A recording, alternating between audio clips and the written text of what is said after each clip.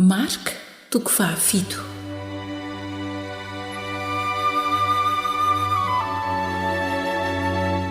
Tory teny nataon'i Jesosy ny amin'ny fanaondrazana.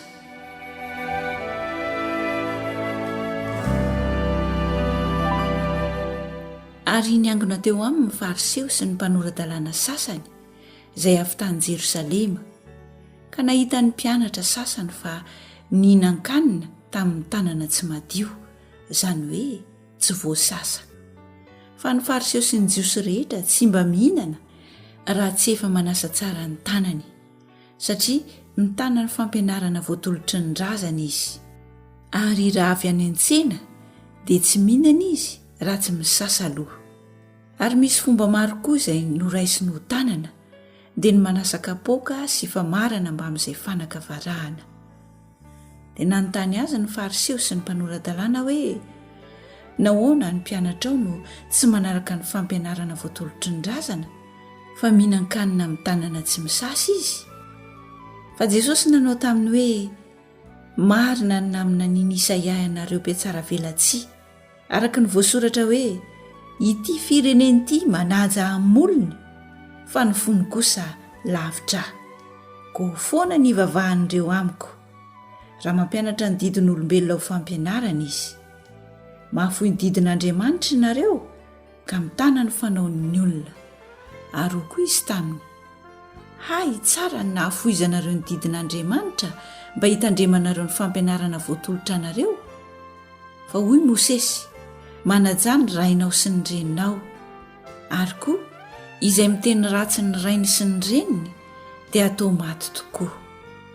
Fa ho kosa ianareo, raha misy olona milaza amin'ny rainy na amin'ny reniny hoe efa korbana, izany hoe fanatitra ao an'Andriamanitra, izay rehetra tokony azonareo soa avy amiko, dia tsy avelanareo anao na inona ho an'ny rainy sy ny reniny intsony izy, ka dia foananareo ny tenin'Andriamanitra amin'ny fampianarana voatolotra anareo, izay nasainareo ho tandremana.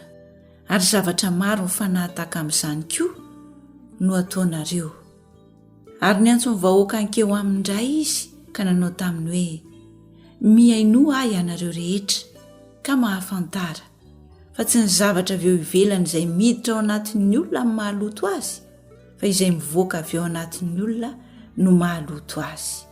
Ary rehefa niala teo amin'ny vahoaka izy, ka niditra tao an-trano, dia nanontany azy ny mpianany ny amin'izany fanoharana izany. Ary hoy izy taminy, hay ianareo koa aza mba tsy mahafantatra? Tsy fantatrareo va? Fa izay rehetra eo ivelan'ny olona ka miditra ao anatiny dia tsy mahaloto azy, satria tsy miditra ao am-pony izany, fa ao an-kibony ihany, ka dia mivoaka ao amin'ny fivoahana. Izany no lazainy mba ahadio ny anina rehetra. Ary hoy izy, izay mivoaka avy ao amin'ny olona dia izany no mahaloto azy, fa avy ao anatin'ny olona dia avy ao am-pony no ivoahan'ny sain-dratsy, dia ny fijangajangana, ny halatra, ny vonoan'olona, fakambadin'olona, ny fieremana, ny lolopo, ny fitaka, ny fijejoejona, ny masoratsy, ny fitenenan-dratsy, ny avonavona, ny fahadalàna. Izany zava-dratsy rehetra izany no mivoaka avy ao anatin'ny olona ka mahaloto azy.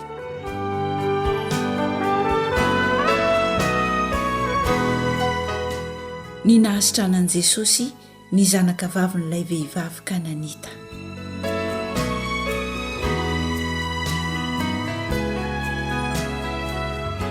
Ary niala teo Jesosy ka lasa nakany amin'ny sisin-tanin'ny Tiro sy Sidona, dia niditra tao an-trano izy. Ary tiany tsy ho fantatry ny olona izany, kanefa tsy nahazo ny hery izy. Fa niaraka tamin'izay dia nisy vehivavy anankiray nandreny aminy. Ny zanany vavy tanora dia azo mpanahy mahaloto, dia nakao ka niankohaka tamin'ny tombony. Ary jentilisa raha vehivavy avy amin'ny firenena sirofoinika, dia nangataka taminy izy mba hamoaka ny demony amin'ny zanany vavy. Fa hoy Jesosy taminy, oka ho voky aloha ny zaza, fa tsy mety raha maka ny mofon-jaza ka manimpy azy ho an'ny amboa kely.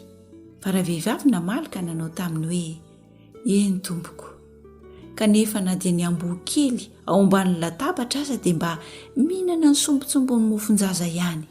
Dia hoy Jesosy taminy: noho izany teny izany mandeha any ianao, efa mivoaka tamin'ny zanaka ho vavy ny demonia.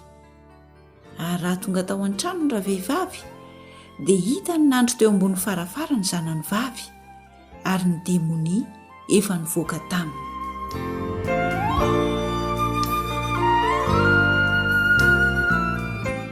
Ny nahasitra an'i Jesosy ny lehilahy anankiray marenina sady raiky tela.